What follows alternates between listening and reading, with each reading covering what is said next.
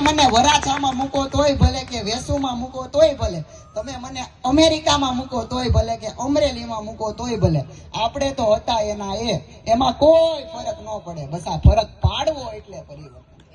સાદી ભાષામાં કહું ને તો આપણી વાણીમાં પરિવર્તન, આપણા વિચારમાં પરિવર્તન ને આપણા વ્યવહારમાં પરિવર્તન.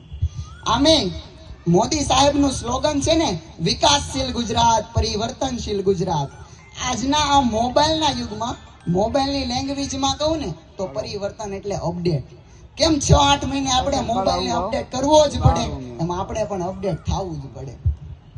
અને પરિવર્તન લાવવા માટે એવી હિમાકત કરવી જોઈએ જે આખા સમાજને બદલી નાખે. અને પસંદગી એવા વ્યક્તિની કરો કે જે પરિવર્તન લાવી શકે.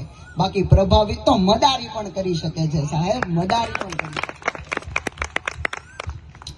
જ્યાં સુધી આપણે દોષોનો ટોપલો બીજાની ઉપર નાખીશું ને ત્યાં સુધી તો પરિવર્તન લાવવું અશક્ય જ છે સાહેબ, અશક્ય જ છે. અને હા, ખરેખર તો આપણે પરિવર્તન ખૂબ જ લાવ્યા છીએ, પણ દેખાદેખીમાં ને દેખાડી દેવામાં.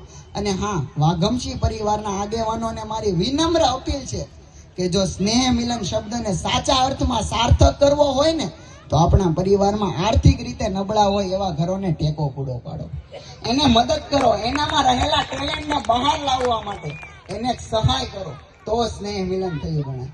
આ સમગ્ર પરિવર્તનને હું એક સુંદર પંક્તિ દ્વારા રજૂ કરું છું કે સ્નેહથી મળીએ પરિવારજનોને, પ્રેમથી મળીએ પરિવારજનોને, સ્નેહથી મળીએ પરિવારજનોને, પ્રેમથી મળીએ પરિવારજનોને.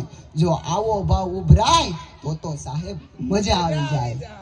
હું નાનો આ મોટો એવું માનતજીને, હું નાનો આ મોટો એવું માનતજીને, હું જ કાંઈક છું એવું અભિમાનતજીને. જો દિલથી દિલના ભાવ ભળી જાય તો સાહેબ મજા આવી જાય.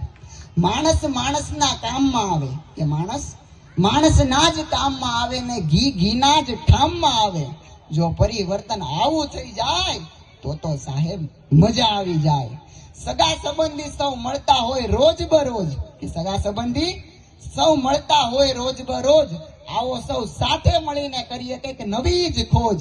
જો પરિવર્તન આવું થઈ જાય તો સાહેબ મજા આવી જાય. કે મારા બોલેલા બોલથી, મારા